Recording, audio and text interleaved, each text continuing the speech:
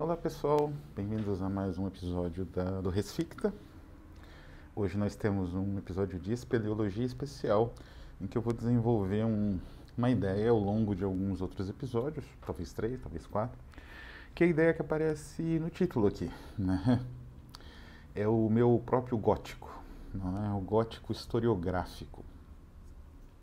A historiografia, ela está para a história, assim como a pneumologia, que era uma ciência do século XVI, XV, até XVII, tá para os espíritos. A história ela é uma, digamos assim, uma substância, uma entidade, uma estrutura ou um mecanismo que digamos assim, nos engolfa e necessitamos, digamos assim, de uma espécie de afastamento metodológico, que é justamente o instrumento historiográfico. É assim que a gente faz história. Existe outra forma de fazer isso? Existe, né? Crônica. Mas, enfim, nos últimos 200 anos esse é o procedimento para se fazer história. E gótico, né? A historiografia, o gótico historiográfico. Gótico acho que todo mundo já conhece, todo mundo que acompanha o canal pelo menos, que é aquele gênero literário surgido no século XVIII e que teve múltiplas ramificações e múltiplas formas de compreensão. Nesse sentido, eu preciso deixar alguns avisos antes de entrar propriamente aqui. A gente vai tratar das origens e fontes. Então, o gótico historiográfico tem sua própria, digamos assim, dinâmica que não se parece com a dos de outros, digamos assim, subdivisões do gótico original, porque nem é esse o meu objetivo, e eu já vou esclarecer nesse sentido. Mas um primeiro ponto que eu preciso esclarecer, que esse é o meu gato, não é esse o ponto. O primeiro ponto que eu preciso esclarecer é que não se trata aqui de conclusões definitivas, até porque isso nem existe em ciência. Mas assim, mesmo para eu fazer ciência, eu precisaria de mais tempo de estudo, mais tempo de pesquisa, enfim, acesso a outras fontes. E eu não tenho, por uma série de motivos, né, profissionais, inclusive de pesquisa, né? Minha pesquisa atual envolve literatura e êxtase, envolve representações da realidade e da irrealidade, e envolve, enfim, basicamente isso. Então, meu trabalho acadêmico mais atual que eu pretendo em breve tentar emplacar é a tradução do A Vision, do Yeats. Então isso tem diretamente a ver, até um pouco, a gente até vai ver isso aqui, mas não é o central, né? Então, isto aqui não é um seminário, não é uma aula, até porque os vídeos do canal não são direcionados nesse sentido. Eles são vídeos de esclarecimento para pessoas interessadas, né? Que tenham, enfim, curiosidade ou interesse em certos aspectos da construção da Rafus Press e de alguns, digamos assim, gêneros bastante diversos do usual que a Rafus Press costuma privilegiar. Literatura visionária, um certo tipo de terror contemporâneo muito específico e por aí vai. O segundo ponto. O segundo ponto é, não se trata aqui de uma abordagem de gênero, genérica, vamos dizer assim. Acho que é importante estudos de gênero em qualquer, digamos, tipo de discursivo, né? Os gêneros hoje eles quebram em múltiplas possibilidades e vão para outras abordagens em outras, não só em teoria literária, mas em outros sistemas teóricos, como semiótica, análise do discurso, análise de texto. E tanto com aquela contradição central do gênero que ele sempre teve, né? Acho que desde um pouco depois de Aristóteles, mas em Platão e Aristóteles ainda não existia essa contradição, que é entre forma e conteúdo, né? Quer dizer, tragédia é um gênero, sim, policial também é um gênero, né? Então não se trata disso, né? Explico por quê. Não é a minha pegada porque o gênero ele é propositivo. Você vai, com a sua tabelinha, classificar objetos, no caso textuais, ou de arte, ou de criação, dentro, se é gótico, se não é, em qual tipo de gótico, em qual subdivisão do gótico. Essas subdivisões, elas dão são bastante, digamos assim, produtivas, né, na biblioteca da British Library, que eu me lembro tem umas 5, 6 subdivisões, até mais, né? Então aí você vai ali e classifica na gavetinha, né, do gênero a obra literária em questão. Não, isso não me interessa. A análise para mim ela tem que ser indutiva e tem que ser trabalhar com uma investigação que pode ser na base digamos assim, do insight, né, da intuição ou da indução, a partir de diferentes metodologias ou diferentes entendimentos do texto, né? Nesse sentido, eu me aproximo mais da ideia de arquitexto, né?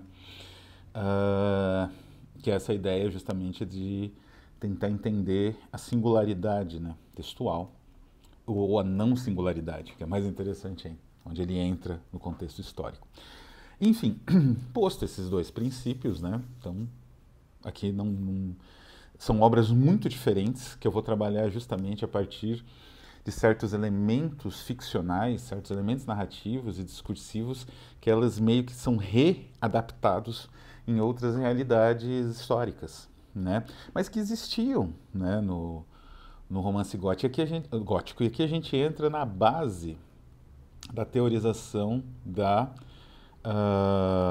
do gótico historiográfico, que é o próprio romance gótico, ele carrega em si os germes dessa possível interpretação. O gótico ele era uma formulação narrativa que dependia muito de um entendimento de história, e mais do que isso, de uma percepção da história catastrófica, né?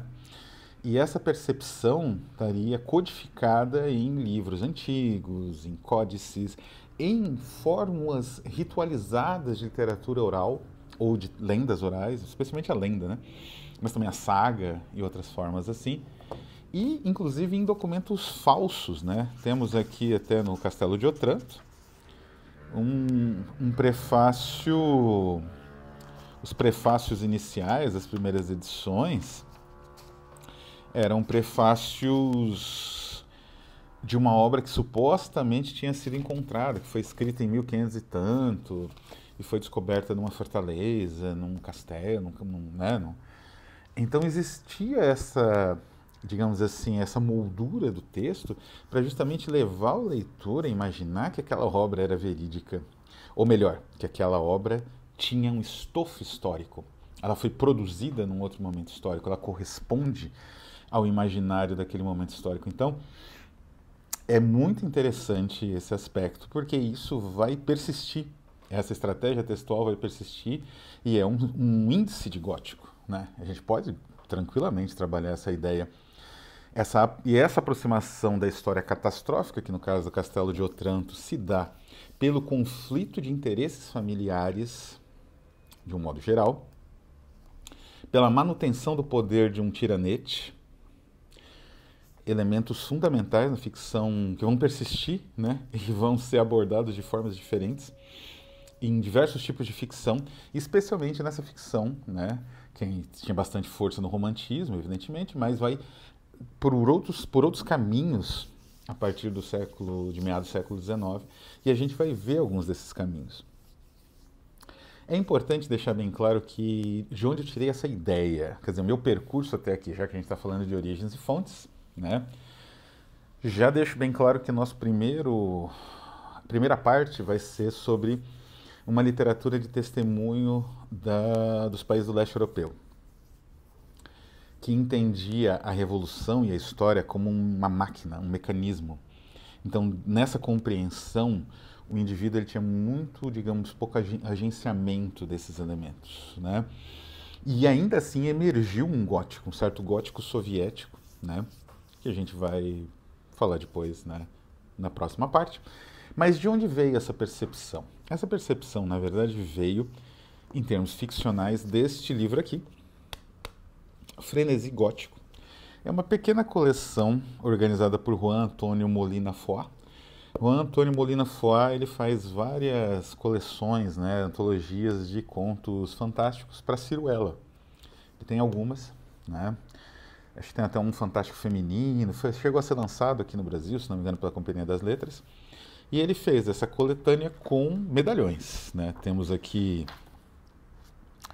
Horace Walpole, William Beckford, Matthew Lewis, John William Polidori, Charles Maturin, Thomas de Quincey e Mary Shelley.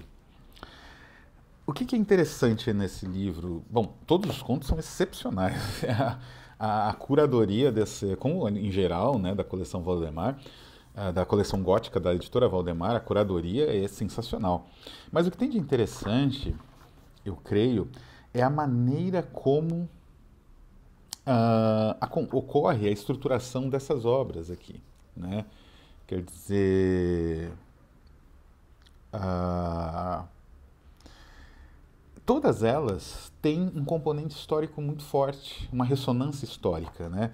Então a obra, por exemplo, o conto do Walpole, a Madalena, o Fado dos Florentinos, é uma história de uma intriga familiar com a interferência de um tiranete que pretende desonrar a donzela, a Madalena, da história.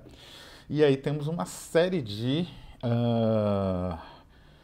enfim, de encontros e desencontros, de uma espécie de comédia de erros que tem uma certa, digamos assim, um certo DNA shakespeariano, que é a base do livro, desse conto, na verdade, né? Então, é um documento, é uma abordagem histórica. Provavelmente o Stendhal, quando ele fez o célebre conto dele, que foi, inclusive, o Artaud pretendia adaptar para o teatro, né, o Antonin Artaud, chamado Le Cenci, né, o Cenci, que é sobre essa família, acho que é florentina também, enfim, que acontece as coisas mais horripilantes com esse povo. Provavelmente ele leu esse conto, né? Ele devia conhecer, pelo menos de nome. A Ninfa da Fonte, do William Beckford, tem uma estratégia um pouco diferente. Então, ao invés da estratégia de se aproximar de uma espécie de documento histórico, né? Quer dizer, de uma crônica histórica, como se fosse escrita, né, por alguém da época, que é o que o Beckford costumava fazer bem, né? Fazer uma espécie de jogo, né, de documentação histórica fake. O Beckford, que é um autor que tinha bastante habilidade de um tipo de fabulação diferente, uma abordagem diferente dessa mesma proposta, histórica, essencialmente, ou historiográfica, ele cria na Ninfa da Fonte uma espécie de recuperação de um tipo de narrativa alegórica com um sentido quase medieval. Então é como se você estivesse lendo um texto medieval que não é exatamente medieval, é muito interessante. Ele emula estilisticamente, enquanto, evidentemente, trabalha com novos elementos ali, né, relacionados sempre, como eu falei, a essas questões de família, né, de perda de status familiar, de luta de poder entre grupos e entre diferentes partes da família também. Esse tipo de coisa, né? Agora, é mais interessante de todos, um dos mais interessantes desse ponto de vista histórico, é o castelo de Leixlip, enfim, do Maturin. O Maturin, não, Maturin, vamos colocar assim. O Maturin, ele era um escritor, se não me engano, ele era irlandês, né? E aqui ele aborda um período relativamente pacífico da história da Irlanda, que teve pouquíssimos períodos pacíficos, sempre em conflito com o Império, sempre levando a pior, evidentemente, porque a Inglaterra tinha muito mais força, mas nunca se rebaixando, né? Isso custou a eles um período, inclusive, de fome, né? Era a maneira como o bondoso Império Inglês, digamos assim, punia os revoltosos, né? E ele faz, é uma abordagem, tem notas históricas do editor, né, no Castelo de Leixlip, imensas, para o leitor poder entender os personagens, as questões históricas. De novo, é uma narrativa que gira em torno de usurpação do poder por uma autoridade injusta, né? Isso acontece em quase todos esses contos, acontece no Castelo de Otranto, né? E isso conecta o gótico a uma essência também, e aí a abordagem historiográfica se torna ainda mais interessante, há uma essência de denúncia, né, de certo tipo de tirania, né? O gótico, a nossa tendência, e isso é uma tendência desse alargamento de sentido, alargamento semântico da palavra, é o entendimento de que tudo que é meio sinistro, ou sombrio, ou ominoso é gótico. É questionável, mas é uma forma de entendimento e de compreensão do conceito. Mas aqui eu proponho uma um pouco diferente. Eu proponho que o gótico ele estabelece com a história uma relação de crítica, de demolição, uma relação de percepção de contradições na forma de horrores, né? E essa percepção leva a uma, se não a uma busca de mudança, evidentemente nenhuma obra de ficção pode ser acusada disso, porque ela não muda o mundo, que muda o mundo são organizações e revoluções da própria sociedade, mas ela percebe criticamente esses mecanismos, não é? E percebe mais que isso, como no Castelo de Lake Sleep, né, do Maturin, ela percebe o quanto dessas estruturas injustas persistem, o quanto desses tiranetes ainda estão no poder, usurpando autoridades mais dignas ou que deveriam estar no poder por direito. Então é uma literatura que tem um aspecto crítico desde os seus primórdios, e esse aspecto crítico ele tende, ou ao menos do ponto de vista histórico, a tendência foi ser abafado por outros aspectos igualmente importantes. Então a minha proposta, né, atrelando a história novamente à literatura gótica metodologicamente, é fazer com que esse aspecto crítico, digamos assim, exploda em outras obras mais contemporâneas. Um último detalhe é a questão filosófica. Eu falei que teve uma base narrativa, né? Mas teve também uma base filosófica. Essa aqui, aliás, é uma excelente tradução de Oscar Nestades, né? Dando destaque aqui essa edição, muito bonitinha, fácil de ler, simpática, né? Mas a base filosófica, na verdade, são dois pilares. São dois pilares, não é um tripé, são dois pilares. O primeiro deles é o Tese sobre o Conceito de História, que é o título aqui do nosso episódio, do Walter Benjamin, que foi uma tentativa do Benjamin tentar justamente fazer uma crítica a uma historiografia otimista, a uma historiografia que via, sei lá, na seção do nazismo algum fato positivo, alguma possibilidade, sei lá, vamos tirar algo de bom disso, né? E progresso, né? Progresso é essencial para a humanidade. Então, o Benjamin ele fez uma crítica a esses aspectos, nessas teses. Elas têm uma estrutura que não é de uma tese historiográfica ou de um texto filosófico mesmo. A estrutura é meio narrativa, meio poética. E dessas teses, a que mais impressiona acho que é a nona, agora eu não lembro bem, que é a tese, uma das mais célebres, muito reproduzida, deve ter até no Instagram, que é a tese 9, que é o Ângelus Novus de Klee, em que o filósofo fala que o Ângelus Novus lembra para ele o anjo da história. Porque enquanto nós, quando observamos os fatos da história, quando a história se desdobra para nós vemos um encadear contínuo de fatos mais diversos. Esse anjo, o anjo da história, ele vê uma catástrofe única que vai derrubando, né, ruína após ruína aos nossos pés, né? Aí ele prossegue, o Benjamin, né? E esse anjo, ele queria parar, né? Ele queria parar a história, colar os cacos e ressuscitar os mortos, que são muitos, infinito, um número infinito. Mas ele não pode, porque do paraíso um vento impulsiona ele, então ele está como se fosse de costas, né, para aqui, para onde ele está indo, ele não sabe para onde ele está indo, ele está tentando parar.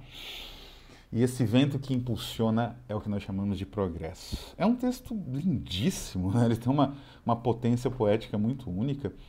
E ele sintetiza o que é história, né? A história é uma catástrofe, é o horror. Por isso ela está próxima, né? E por isso digamos assim, essa intuição dos autores góticos até, digamos assim, primordiais, né? E depois essa intuição de alguns autores que utilizaram, até que intuitivamente, né, sem conhecer as obras originais, essas ferramentas para fazer o mesmo tipo de evocação. E a outra base filosófica é deste livro aqui, de Emile Cioran, A Desgarradura, e Cartelemã. Cartelemã é como se fosse esquartejamento. É o título, esquartejamento. Só que aqui eles traduziram como desgarradura, né? Quando você perde o que você está tentando segurar para cair num penhasco, né? E na desgarradura ele fala o seguinte: impossível aceitar, como pretendem alguns, que o trágico seja patrimônio do indivíduo e não da história. Ao contrário, o trágico a submete à história e determina mais ainda que é o próprio herói, pois precisamente em seu é o seu desenlace que nos intriga. Quer dizer, a história ela vai se desenvolvendo, desenrolando, e é esse aspecto em que nada parece fazer sentido, parece que existe um caos de coisas, né? É isso que a historiografia faz tentar ajustar. E é isso que os góticos faziam ao retomar os horrores, não é? Esses horrores, eles retomavam e, como eu falei, intuitivamente, às vezes querendo, às vezes não querendo, eles acabavam evocando um aspecto de crítica muito poderoso e que acabou soterrado e que vamos tentar conversar um pouquinho nos próximos episódios. Então é isso, vou ficando por aqui, um abraço a todos e até a próxima.